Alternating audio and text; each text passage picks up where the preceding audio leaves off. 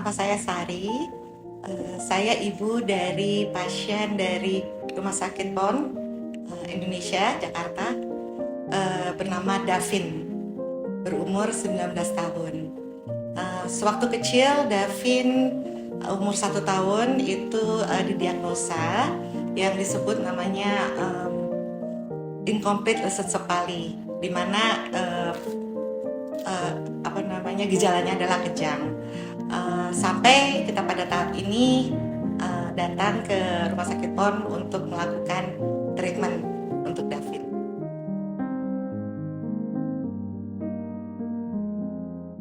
Didiagnosanya itu sekitar dia pada umur 1 tahun. Jadi kalau sampai terakhir ya berarti sekitar 19 tahun ya. Hanya memang bentuk dari kejangnya itu berubah di setiap penambahan umur gitu. Kemudian pada umur-umur terakhir ini mungkin agak lebih tidak terkontrol lah kejangnya.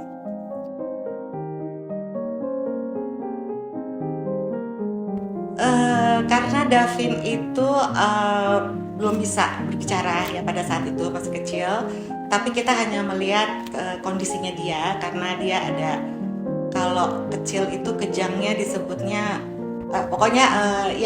karena dia tidak bisa bicara, jadi kita ya rasakan aja ya sendiri ya, kalau kejang itu kan pastinya kurang nyaman ya gitu.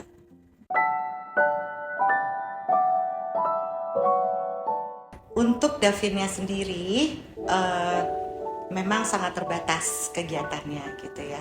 Tapi kita sebagai keluarga tentunya mendukung Davin di setiap kegiatannya sehari-hari. Ya salah satunya untuk dia feeding ya, makan, mandi, semua kita bantu.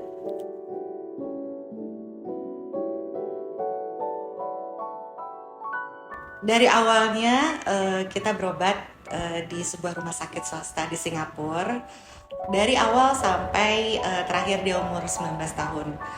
Kemudian ada pandemi, jadi kita agak sedikit kesusahan untuk balik ke sana. Dan kebetulan juga dia sudah dewasa ya umurnya, jadi kita tentunya harus cari dokter yang untuk dokter dewasa. Terakhir kita ke rumah sakit swasta ini yang di Singapura, kita mendapatkan informasi ada terapi yang bernama VNS ini. Kemudian setelah pandemi selesai, ya kami datang ke rumah sakit PON membawa informasi ini, apakah bisa dilakukan di Indonesia, di Jakarta, di Indonesia.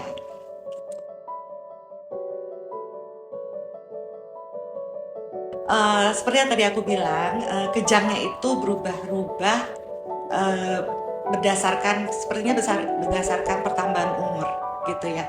Jadi kalau kecil kita bisa bilangnya spastik ya. Terus kemudian nanti pokoknya dia berubah-berubah gitu.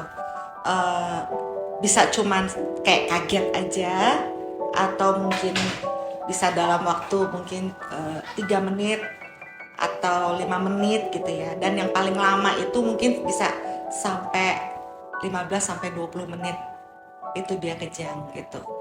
Nah di saat kejang itulah biasanya kita melakukan berapa tahap gitu. Misalnya oksigen kita pasang, terus kita cek pulsnya segala macam. Tapi kalau sudah lebih dari 15 kita biasanya langsung ke rumah sakit gitu.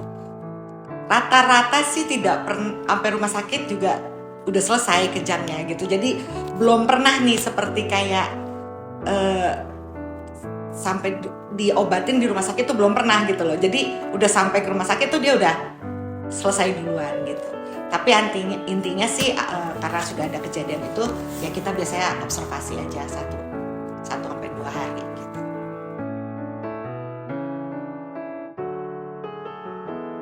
Kalau dulu ya kita melihatnya sepertinya kalau dia lagi capek gitu ya, kalau dia lagi habis rutinitas, karena kan Davin ini juga melakukan beberapa kegiatan seperti terapi gitu ya, setiap hari dia terapinya gitu. Jadi kalau mungkin dia lagi capek atau misalnya kita habis berlibur ya, keluar kota atau keluar negeri gitu ya. Nah seperti itu. Jadi kayak ada kalau misalnya ada, mungkin kalau dia lagi nggak nyaman lah ya, pastinya capek atau nggak nyaman. Nah itu kita bisa lihatnya seperti itu gitu. Yang bisa kita yang bisa kita pantau lah ya, seperti itu. Jadi ya kita usahakan dia jangan terlalu capek, jangan terlalu kurang nggak nyaman lah gitu. Jadi dulu hampir setiap hari ya? Iya dok. Jadi yang aku bilang tadi kan emang berbeda-beda ya dok ya. Nanti ada momen ya, ada kurun waktu mungkin ada setahun 2 tahun itu benar-benar nggak ada dok. Pernah ada.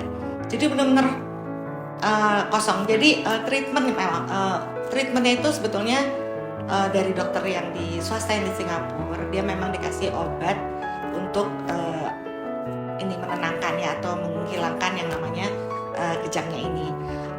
Dan itu dosisnya bertambah sesuai dengan pertumbuhan ininya, umurnya atau berat badan apa segala macam. Dan setiap pemberian obat pun selalu dilihat kadar obatnya dulu di dalam darahnya. Jadi mudah-mudahan baguslah buat Davin ya, tidak ada overdosis obat atau apa segala macam gitu, karena dipantau dengan darahnya itu sendiri. Jadi obat itu aja rutin kita kasih sampai sekarang ini gitu.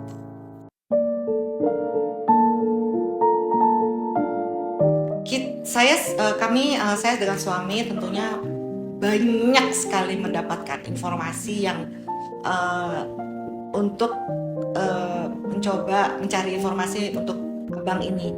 Banyak sekali sih informasi-informasinya gitu ya. Salah satunya mungkin ada terapi-terapi, tapi setelah kami cek itu sebetulnya belum di approve atau apa itu segala macamnya. Jadi sebetulnya sudah banyak sekali gitu ya yang sudah kita cari gitu. Melihat kondisi Davin yang mungkin terakhir ini agak sedikit tidak terkontrol kejangnya, dan dia pun sudah dewasa, jadi kita berani untuk memberikan suatu tindakan. Karena selama ini kita tidak ada tindakan sama sekali dok. Kita memang hanya obat, terapinya buat Davin yang bagus, yang terbaik ya gitu ya. Tapi Davin itu karena tidak perlu ada yang dilakukan buat Davin, hanya terapi aja, physical terapi ya, kalau kita bilang fisioterapi gitu ya. Dan obat hanya untuk mengkontrol kejangnya. Tapi setelah dia dewasa dan kemudian mungkin bertambahnya informasi, teknologi segala macam gitu ya. Kemudian kita juga mendapatkan informasi dari yang sangat kita percaya waktu kita waktu Davin berobat di rumah sakit swasta di Singapura. Berdasarkan itulah buat kami yang adalah usaha gitu ya. Tentunya kita selalu berdoa kepada Yang Maha Kuasa Allah gitu ya, bahwa segala sesuatu yang kita usahakan yang terbaik buat anak kita mudah-mudahan diridhoi. Memang kita tidak tahu hasil seperti apa ya, cuman memang kami yakinlah teknologi yang terbaru gitu ya bisa memberikan yang terbaik buat Davin gitu.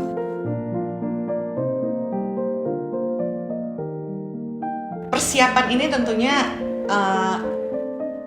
cukup lama juga ya, dari persiapan mental, persiapan Davinnya sendiri, kemudian kita berkenalan dengan para ahlinya, kemudian kita dengan keluarga juga, karena tentunya kan keluarga belum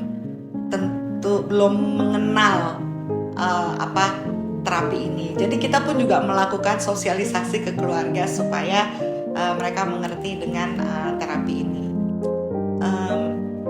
Mereka sangat mendukung, basically seperti yang tadi saya bilang, sekarang kita yakinkan saja ini karena kami pikir ini adalah salah satu lah yang bisa kita lakukan buat Davin gitu. Jadi semua keluarga itu sangat mendukung.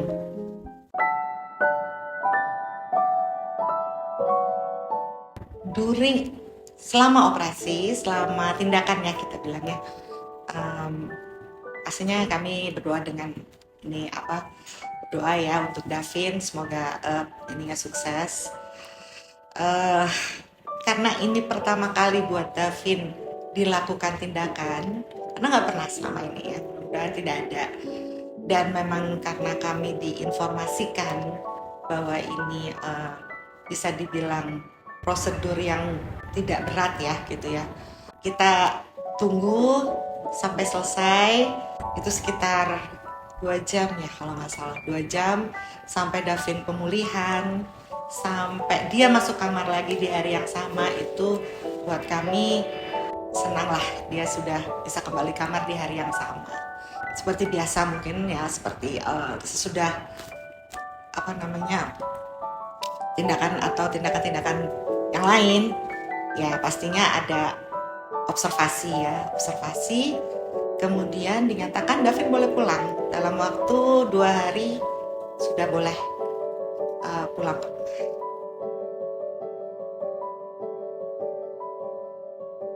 Oke, jadi tentunya kan sesudah dilakukan prosedur ini atau terapi ini, pastinya kita punya follow up ya. Follow up ini tentunya kerjasama antara saya sebagai orang tua, suami, dengan rumah sakit atau dengan dokter gitu.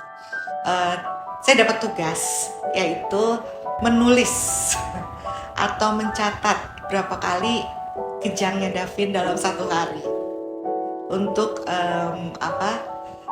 mungkin nanti menjadi perbandingan atau menjadi ininya kita semua ya.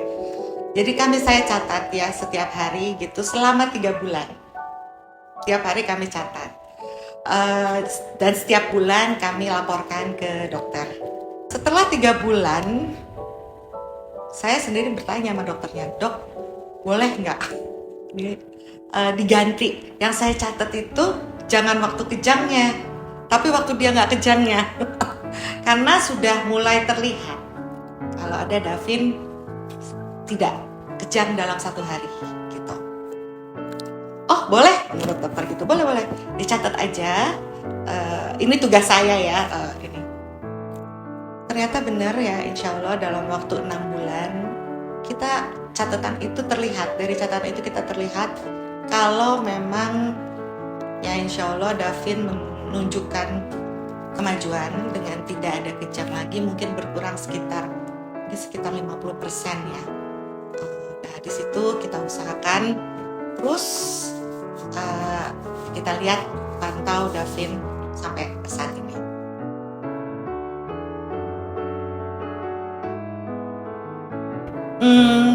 Yang pasti buat saya rumah sakit di Indonesia yang baru saya tahu untuk khusus buat otak ya, itu saya tahunya hanya di rumah sakit PON ini, itu awalnya. Kemudian saya juga pastinya ya saya tahunya itu ya gitu. Tapi kenapa saya juga pilih ini? Tentunya juga saya ada sedikit ya tentunya ada saudara juga di sini yang bisa membantu saya untuk membuat semua segalanya lebih lancar dan nyaman buat saya untuk bisa berkomunikasi dengan para ahli dokter di sini.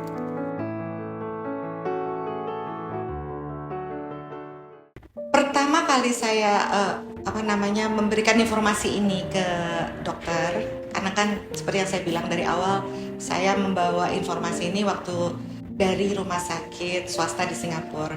Kemudian saya datang ke sini, saya tanya ke dokter di sini apakah bisa melakukan di Indonesia. Dan beberapa tahap atau beberapa prosedur dilakukan oleh rumah sakit untuk mendapatkan atau untuk menjalankan prosedur itu di sini gitu ya. sampai bisa terjadi. Memang jadi untuk saya sendiri, saya bisa dibilang adalah yang pertama untuk melakukan ini untuk anak saya gitu. Jadi anak saya adalah pasien yang pertama pada saat itu. Jadi seperti saya yang pernah diinformasikan, memang ini sudah dilakukan ratusan kali tapi tidak di Indonesia ya, di luar negeri gitu. Dan jadi untuk saya sendiri, pada saat itu belum punya perbandingan nih Mbak, gitu ya. Belum ada perbandingan nih, karena anak saya pasien pertama gitu ya.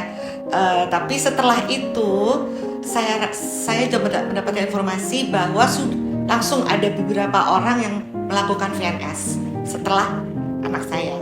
Kalau nggak salah kemarin saya diinformasikan mungkin ada 3, terus sampai berapa, mungkin lebih dari 5 ya kalau tidak salah ya.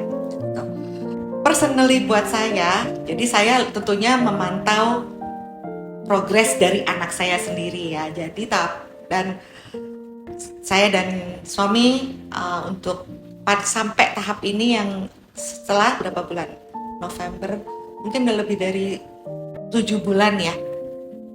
Ya, Davin sangat menunjukkan progres yang bagus dan tentunya dibantu dengan para ahli dokter di Rumah Sakit PON ini. Kami dibantu oleh Dr. Adi sebagai bedah syaraf kami, kemudian dengan Dr. Ari sebagai dokter untuk konsultasi anaknya. Bersama kami menjadi sebuah tim yang sangat kuat ya. Insya Allah kita bisa bersama-sama memantau Davin, perkembangannya, dan mudah-mudahan informasi yang saya berikan ini akan memberikan manfaat, atau mungkin yang tadinya belum yakin ya gitu. Saya sih memberikan saran untuk teruslah belajar gitu ya. Terus aja kita mencari solusi untuk anak kita. Karena kita mau yang terbaik buat anak kita itu bisa meningkatkan kualitas hidupnya gitu ya. Tentunya kan kita belum tahu mana yang benar, mana yang apa gitu ya. Tapi dengan kita terus belajar, kita terus mencari ilmu untuk anak kita gitu ya. Kalau ya insya Allah kita bisa mendapatkan yang terbaik.